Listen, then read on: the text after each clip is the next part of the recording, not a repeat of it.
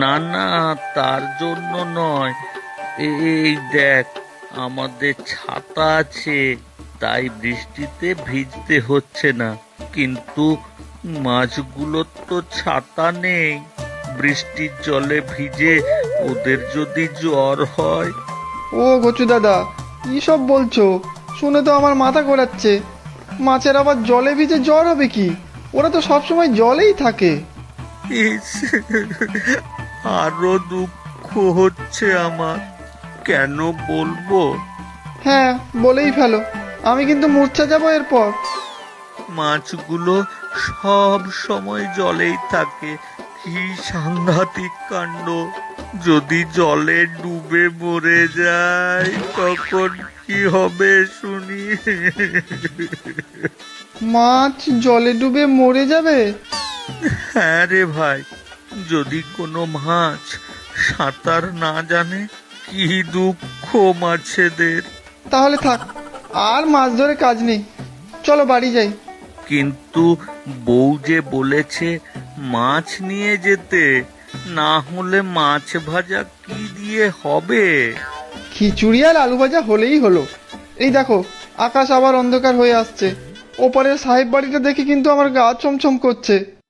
ভূতদের আবার ভয় কি? এলেই একটা লম্বা করে গড় করব, তারপর ছাতা মাথায় দিয়ে বাড়ি পৌঁছে দিয়ে আসবো। খুব খুশি হবে দেখবি পচা। না না, আমার ভূত দেখে আর কাজ নেই। চলো চলো বাড়ি যাই। ইস, মাছ ধরতে না পারলে বউ যে কি ভাববে কে জানে।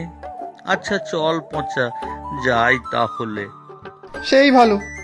আচ্ছা মাছ ভাইরা, চলি তাহলে। বেশি বৃষ্টির জলে ভিজো না কিন্তু। জ্বর হলে তো ডাক্তারবাবু কাঁচের লাঠিটা দিয়ে তো জ্বর মাপতে পারবে না। কাঁচের লাঠি না, ওটা থার্মোমিটার। ওই একই হলো। অত কঠিন কথা আমি বলতে পারি না কিন্তু।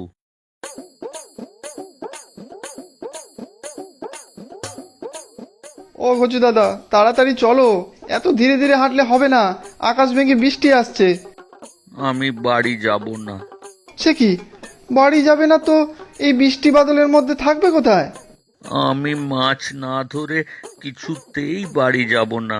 বউ আমাকে ইলিশ মাছ আনতে দিয়েছে। এখন ইলিশ মাছ পাবে কোথায়? এত বেলায় তো বাজারে উঠে গেছে। না হলে রুই কাতলা যা হোক একটা নিয়ে যেতে কিনে। আমার ভারী দুঃখ হচ্ছে পচা, খুব কান্না পাচ্ছে। আমি এবার কাঁদবো। আহ, তোমাকে নিয়ে তো ভারী মুশকিলে পড়া গেল। আবার কান্নাকাটি করছো কেন? আমি বুঝতে পেরেছি পচা, সব মাছেরা আমার উপর রাগ করেছে, তাই পুকুরে কোনো মাছ ছিপে উঠলো না। মাছেরা আবার রাগ করবে মানে? কি যে বলো তুমি! চলো চলো এবার, তাড়াতাড়ি চলো দেখি। চারিদিকে অন্ধকার হয়ে আসছে। ওই সাহেব বাংলোর ভূত এলো বলে। সে তুই যতই বল পচা, আমি জানি মাছের দল আমার উপর রাগ করেছে। আমি এই তাল গাছ তলায় বসলাম। এবারে আমি খুব কাঁদবো।